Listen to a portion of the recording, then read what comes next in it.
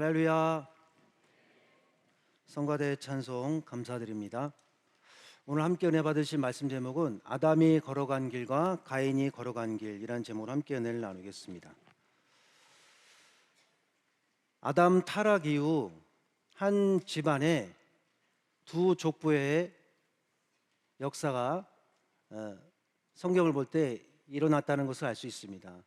예를 들면 오늘 가인과 아벨과 가인도 있지만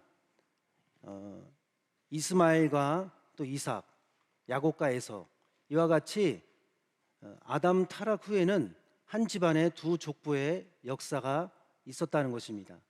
창세기 족보를 읽을 때 항상 두 족보의, 그렇기 때문에 대립 관계를 발견해야 한다는 것입니다. 이것은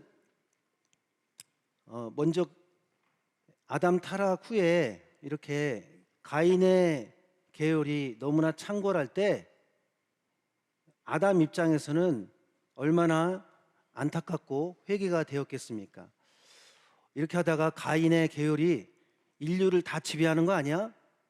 그런 생각을 할 수밖에 없었습니다. 그래서 창세기 전체는 족보로 이루어진 책인데 항상 두 족보의 싸움의 역사가 있었다는 것입니다. 이것은 무조건 나쁜 것이 아니라 하나님이 택하신 선민을 긴장시키고 기도하게 만들고 하나님을 더 의지하게 만드는 그러한 역할도 했다는 것입니다. 자, 그렇다면 첫 번째로 아담이 걸어간 길은 어떤 길이냐? 첫 번째 작은 1번은 첫 언약, 옛날을 기억하며 살았다. 아담은 에덴 동산에서 하나님을 대면하였던 사실과 뱀의 유혹을 받아 죄를 지었으며 하나님께 책망을 받고 첫 언약을 받은 사실을 기억하며 살았습니다. 그러니까 아담이 볼 때는 아담만이 에덴 동산을 보았고 생명나무 열매를 직접 보았기 때문에 다른 피조물과는, 다른 사람과는 비교가 안 되는 점이 바로 에덴 동산에서 하나님을 직접 대면해 보았다는 것입니다. 그런 아담이 에덴 동산을 잊어버렸겠습니까? 늘 기억하고 늘 생각할 수밖에 없습니다. 하나님을 늘 직접 대면해 보았다는 사실. 구속사 시리즈 저자이신 휘선 박이신 목사님을 직접 대면한 그런 사람과 아닌 사람과는 먼 후대가 지날수록 차이가 있다는 것입니다.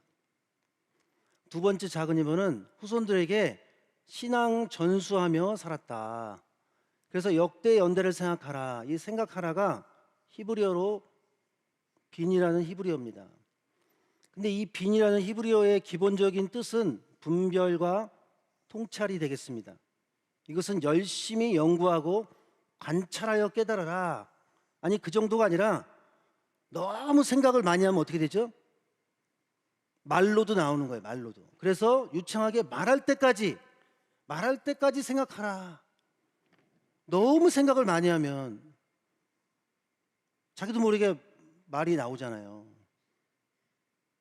근데 뭐 세상이 가득 차가지고 입만 열면 집 얘기하고 차 얘기하고 그런 모습은 우리가 지양해야겠죠. 아담이 볼 때는요, 뱀에게 유혹당했던 그 사실에 대해서 늘 생각을 안 할 수가 없고, 그렇기 때문에 또 뱀이 활동하는가를 관찰하고 관통하고 연구하고 생각할 수밖에 없습니다.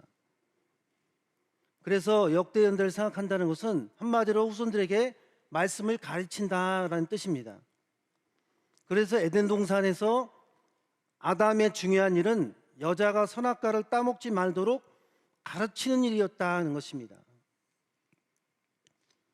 또한 죄 지은 후 아담의 최고로 중요한 일은 후손들에게 말씀을 끊임없이 가르치는 일을 했다는 것입니다. 너희들은 나처럼 되면 안 돼. 절대로 하나님이 하지 말라는 일은 하면 안 돼. 그걸 가르치지 않았겠습니까? 그 옆에 있던 하와가 또 뭐라 그랬겠어요? 하와가 볼 때 가장 핵심적으로 후손들에게 전해줄 수 있었던 것은 바로 너희 아버지를 멀리하면 안 돼. 내가 니네 아버지를 잠깐 멀리했다가 뱀에게 유혹당했어. 그거는 뭡니까? 말씀과 멀리하면 안 된다는 거예요. 신랑 대신 예수님과 멀리하면 간격이 생기고 교회 나왔을 때는 반드시 은혜를 받아야 되는데 말씀의 은혜가 점점 멀어지면요, 간격이 생기는 거예요. 교회와의 간격, 하나님과의 간격. 그래서 하나님이 아브라함을 부르신 목적도 사실은 말씀을 가르치는 일, 자녀를 제사 삼기 위해서 부르셨다는 것입니다. 그건 두 번째로, 그러면 악한 길을 걸어간 가인에 대해서 살펴보겠습니다. 가인의 족보는 한마디로 하나님으로부터 떠나는 족보라는 것입니다. 아무리 가인의 계열이 화려했어도 하나님으로부터 떠나는 족보였다. 아담의 죄의 문제를 해결하는 방법은 한마디로 은혜의 자녀를 얻는 것이다. 그래서 가인의 뜻이 무엇입니까? 얻었다라는 뜻입니다. 이것은 죄 지은 아담은 스스로 죄 문제를 자기 스스로가 해결하지 못한다는 거예요. 하나님께서 오늘 우리의 생활도 자녀 문제는 곧 부모와 연관이 되어 있다는 것입니다. 깨닫지 못하는 인류에게 어떤 사람이든지 자녀 문제로 각자 나 자신을 깨닫게 하신다는 것입니다. 아무리 돈이 많아도, 아무리 강팍한 사람도, 깡패라 할지라도요, 자녀가 속색이면 근심이 생기고 마음이 상할 수밖에 없습니다. 바로 하나님의 정하신 타락 회복의 원리가 자녀를 통해 부모를 깨우치게 하는 것입니다. 결국 가인이 살인자가 됐는데 그 이유가 무엇입니까? 우리 창세기 족보 1권을 보면 첫 번째는 믿음을 잃어버렸다. 이 믿음을 잃어버렸다는 것은 한마디로 예배를 잘못 드렸다는 것입니다. 자, 우리 창세기 4장 4절 말씀 다 같이 읽어보겠습니다. 시작.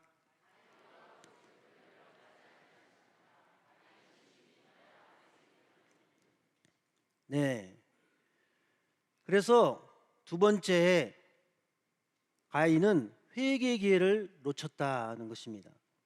그러면 회개의 기회가 무엇이냐? 우리 1권에는 세 가지를 말씀했는데, 첫째는 하나님이 가인의 재물을 받지 않으셨을 때가 오히려 회개의 기회였다는 거예요. 그러니까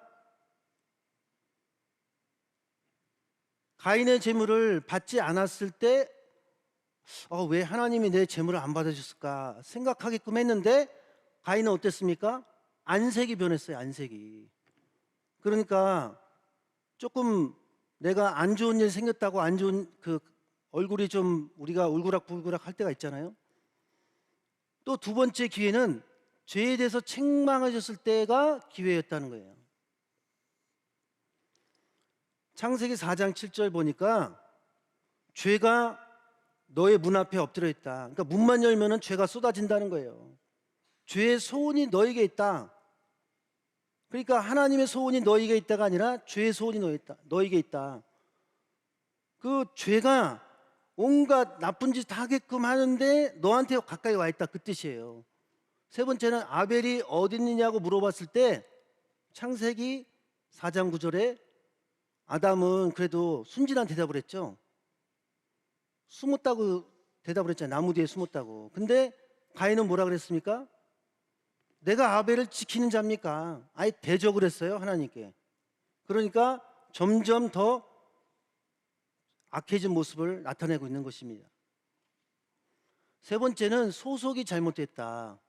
요한일서 3장 12절 말씀 읽겠습니다. 시작.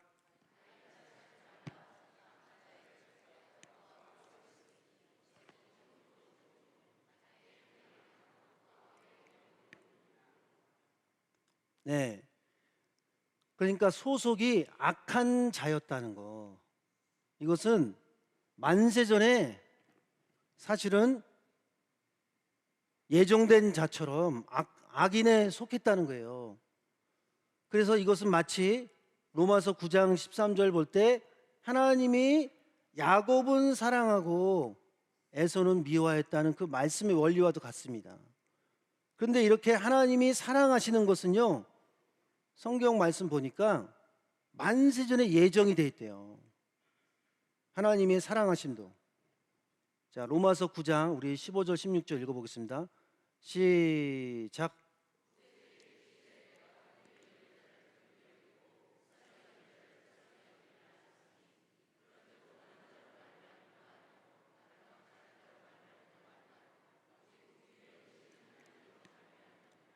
하나님이 불쌍히 여기시는 거는, 하나님이 사랑해 주시는 건요, 하나님 나 좀 사랑해 주세요 이렇게 원한다고 해서 되는 게 아니라, 내가 얼마나 여태까지 달려왔는지 모릅니다, 열심히 신앙생활 하려고 앞만 보고 왔습니다 라고 한다고 하나님이 불쌍히 여겨주시는 게 아니라는 거예요. 지금까지 열심히 했지만 그 끝이 다르다면 얼마나 무섭습니까?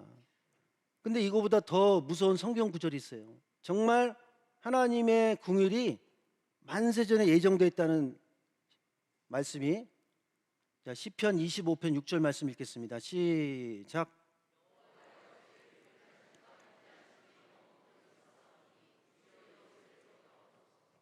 네, 하나님의 불쌍히 여기심이 영원 전부터 있었다는 거예요. 영원 전부터. 네? 원로 목사님 어떤 말씀 보니까 성경에 나타나는 모든 사건은요, 하나님이 불쌍히 여기지 않으면 일어나지 않았대요. 그러니까 병 고침, 병이 고쳐지는 거, 또 갑자기 일이 잘 풀리는 거, 안 좋았던 일이 회복되는 모든 일은요, 하나님이 불쌍히 여겼기 때문에, 나라적으로도 나라가 잘 되는 건 그 나라를 불쌍히 여겼기 때문이라는 거예요. 근데 그것이 어느 날 갑자기가 아니라, 겉으로 볼 때는 갑작스럽게 이루어지는 것 같지만 하나님께서 만세전에 예정해 주셨기 때문에 일이 잘 됐다는 거. 오늘 우리가 이 자리에 나와서 예배 드리는 것도 하나님께서 만세전에 예정해 주신 그러한 놀라운 축복 속에 이 자리에 앉아 있다는 것을 믿으시기 바랍니다. 네 번째는요, 가인은 악한 자의 모형이었다. 그래서 이 악인의 기준은요, 말씀이 뿌려지느냐 가라지가 뿌려지느냐. 이거는 어저께까지는 내가 의인으로서 말씀 잘 깨달았는데 오늘 내가 순간 말씀을 깨닫지 못해서 딴 생각을 한다, 그러면은 가라지가 들어올 수 있다는 거예요. 자, 다섯 번째는 가인이 성을 쌓았다는 것은 공개적으로 하나님을 떠나는 일을 한 것이다. 가인이 창세기 4장 17절 볼 때 에녹성을 쌓았다 그랬어요. 공개적으로 에녹성을 쌓은 이유가 저주를 희석시키려는 의도가 있었다. 이거 봐, 이렇게 잘 되잖아, 하나님의 축복이야. 오히려 거꾸로 뒤집어서 얘기하죠. 에덴 동산의 흔적을 지우고 오늘날로 말하면 구속사 저자의 흔적을 완전히 지워버리는 거예요. 이게 무섭다는 거죠. 그러니까 왜 그렇게까지 할까? 그것은 아예 사단이 흔적을 지기 위해서, 반대로 얘기하면 자기 행위를 정당하게 하기 위해서예요. 얼마나 무섭습니까? 자, 창세기 4장 16절 17절 읽겠습니다.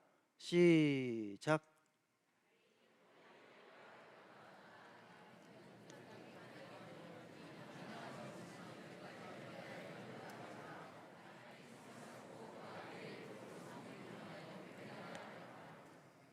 네.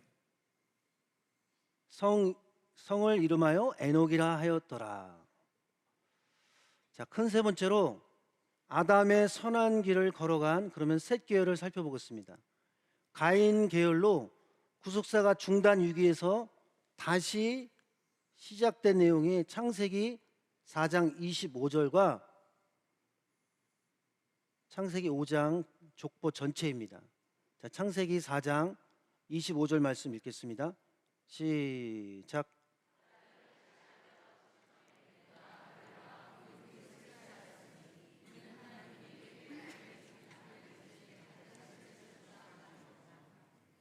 네. 여기 아담이 다시 아내와 동침함에 그래서 셋을 낳았죠. 그러니까 셋은 그 뜻이 대체, 기초 그런 뜻이잖아요.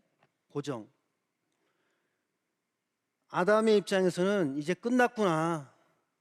이제 완전히 장악을 해서 우리는 안 되는구나. 포기할 정도로 낙심하고 있을 때 하나님이 다시 새롭게 시작하는 아들로 셋을 주신 거예요. 그래서 창세기 4장 25절에 다시는 새로운 시작이고 기회라는 것입니다. 그래서 첫 번째 작은 1번은 아담은 셋이 에덴 동산 밖에 인류의 대안이라고 생각을 했다.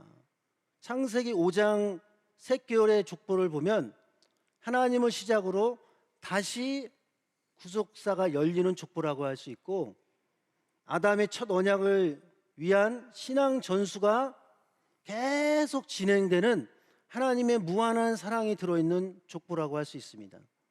왜냐하면 창세기 5장에는요 창세기 4장과 달리 어떠한 죄라든지 절망이라든지 그런 부정적인 표현이 나오고 있지 않습니다. 창세기 5장 족보는 아담의 타락에도 불구하고 인간의 어떤 죄도 기록하지 않고 있다는 거예요. 그래서 예를 들어서 창세기 5장에 죽었다는 단어 히브리어 무트가 8번이 나옵니다. 근데 나았다는 단어 얄라드가 28번이 나옵니다. 이것은 인간의 계속되는 실패와 타락에도 불구하고 하나님의 사랑을 통한 인류를 살리는 그 하나님의 은혜가 죽음을 마침내 이긴다는 거예요. 아무리 죄를 져도 하나님은 계속 기회를 주시고 전진하게 하시고 살리는 역사로서 아예 죽지도 않게 하는 그러한 에녹의 변화되어 승천한 내용까지 다루고 있다는 거예요. 이것은 하나님의 놀라운 사랑이 오늘 이 시대에도 이렇게 가인 계열의 창궐하는 그러한 때와 같은 우리가 위기감이 있다 할지라도 오히려 그것 때문에 기도하게 되고 그것 때문에 우리의 신앙이 깨어나서 하나님께 맡길 때 전무후무한 앞으로의 구속사의 역사가 전 세계적인 역사가 반드시 일어난다는 것을 믿으시기 바랍니다. 두 번째, 아담은 하나님의 형상을 셋 계열에서 잊고 있음을 선언하였다. 자, 창세기 5장 3절 읽겠습니다. 시작.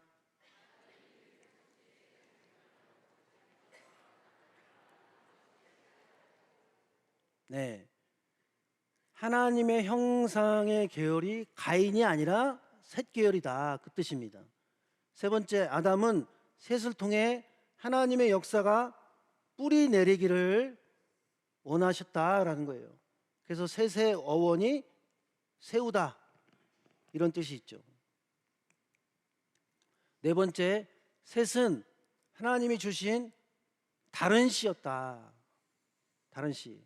이것은 슬픔 속에 엉망이 된 아담의 가정이 다시 일어나게 된 이유라고 할 수 있는데 셋이라는 다른 씨를 주어서 결국에는 여자의 후손이 오도록 하나님이 기회를 주신 거고 대안을 주신 거고 기초를 삼으신 거고 마침내 뜻을 이루신 것입니다. 앞으로 우리 교회가 전 세계 기독교에서 말씀의 대안이 되고 새로운 창조의 역사의 기초가 될 뿐만 아니라 하나님의 형상을 이루는 그러한 놀라운 구속사의 뜻이 이루어진다는 것을 믿으시기 바랍니다. 이제 말씀을 정리하겠습니다. 결론적으로 아담이 걸어간 길은 신앙 전수로 완성이 된다. 첫 번째는 아담 신앙의 핵심은 아담의 후손으로 메시아가 오시는 것을 믿게 하는 것이다. 그러니까 아담은 여자의 후손이 올 것이라는 것을 계속해서 후손들에게 전해줬는데, 바로 너의 아들이 될지 몰라, 너의 아들이 될지 몰라 했는데, 아담부터 라멕까지 중에서 그렇게 얘기했어도 믿긴 믿었지만 가장 정확하게 믿은 사람이 라멕이었습니다. 자, 우리 창세기 5장 28절 29절 읽겠습니다. 시작.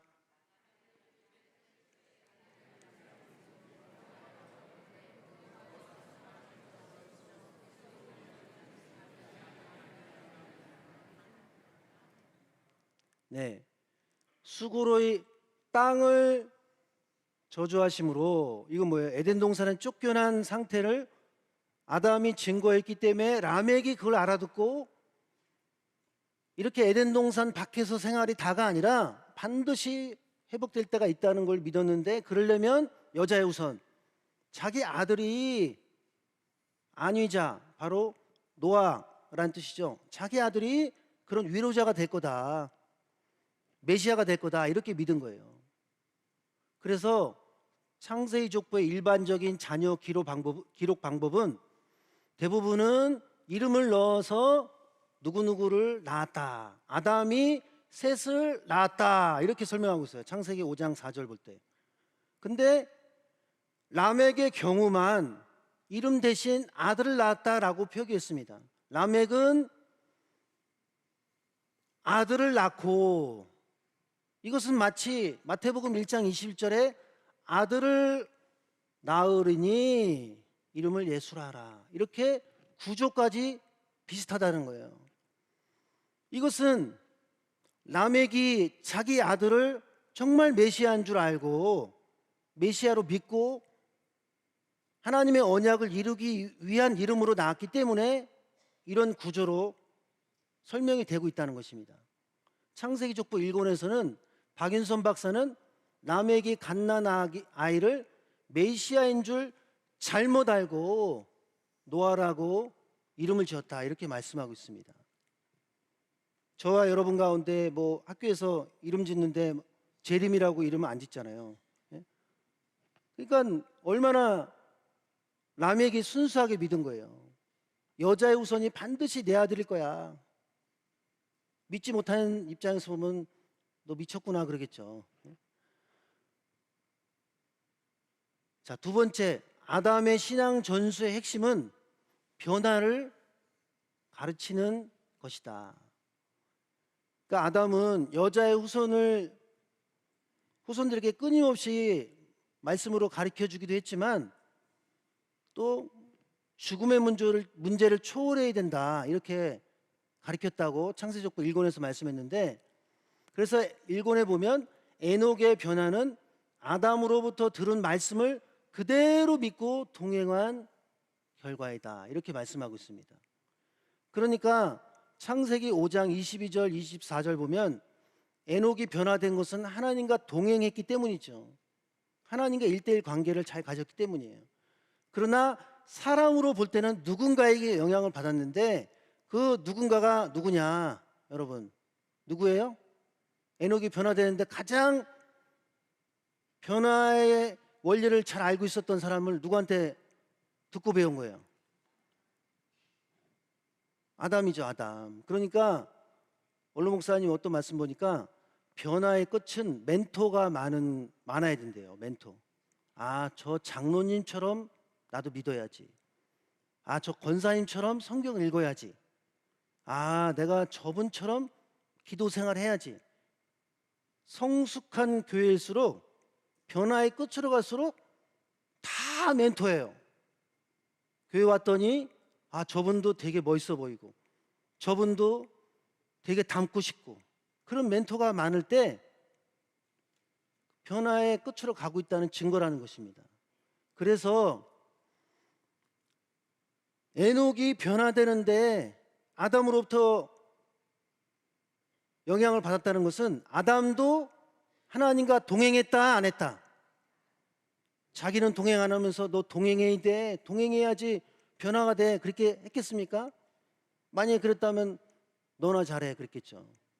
그래서 원로 목사님 어떤 말씀에는 아담이 후손들에게 신앙 전수할 때 이 새끼올 가운데 그 후손 중에는 아담 할아버지 왜 선악나무 열매를 따먹어서 우리를 이렇게 죽게 만들고 에덴 동산에 쫓겨나게 만들었어요? 그렇게 아담의 가슴을 아프게 하는 질문을 하는 그런 후손들도 있었다는 거예요. 그러니까 아담이 볼 때 얼마나 그런 소리를 들을 때 회개가 되고 가슴이 아팠겠어요. 그래서 일권에 또 보면 에녹의 동행은 아담 타락 이전의 동행이다. 그 얘기 뭐예요? 창세기 3장 8절 말씀처럼 아담은 하나님의 거니시는 음성을 듣는 관계를 가졌는 거예요. 거니시다, 할라크입니다. 동행하다는 뜻의 히브리어인데 또 일본에서는 에녹이 하나님과 동행한 것은 죄 짓기 전에 아담의 삶의 방식이다. 여러분, 동행하다는 히브리어의 할라크 그 뜻을 보면요, 삶의 방식을 따르다 이런 뜻이 있어요. 그러니까 에덴 동산의 삶의 방식을 아담은 후손들에게 가르친 거예요. 또 에녹은 아담으로부터 들은 말씀을 그대로 믿고 동행한 결과 변화된 것이다.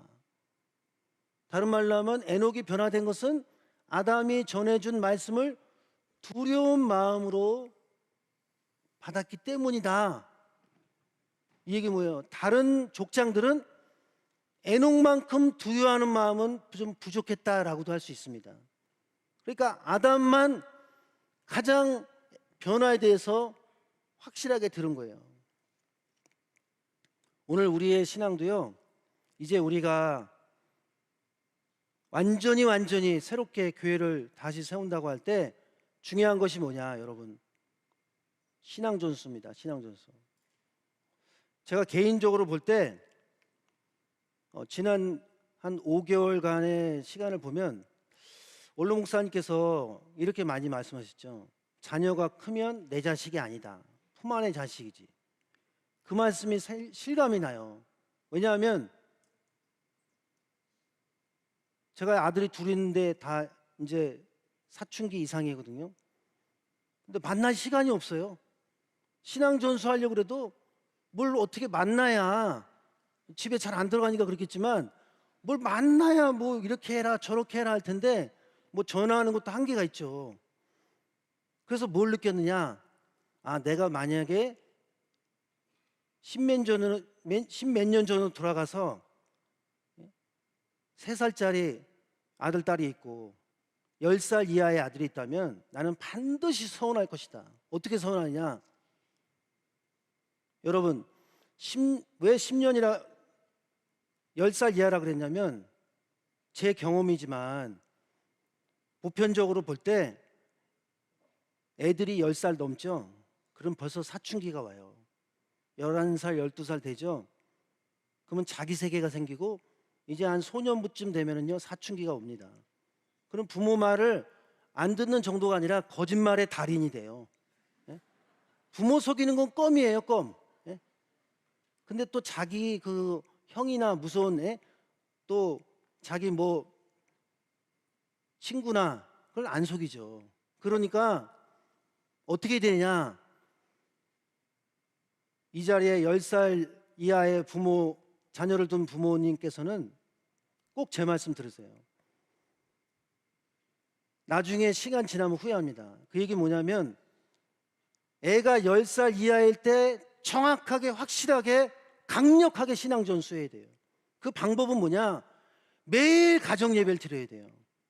제가 감히 말씀드리지만 공개적으로 저 같으면 매일 하루도 빼지 않고 가정 예배 드리겠습니다. 하나님, 서운할 거예요. 그 정도로. 왜 그러냐?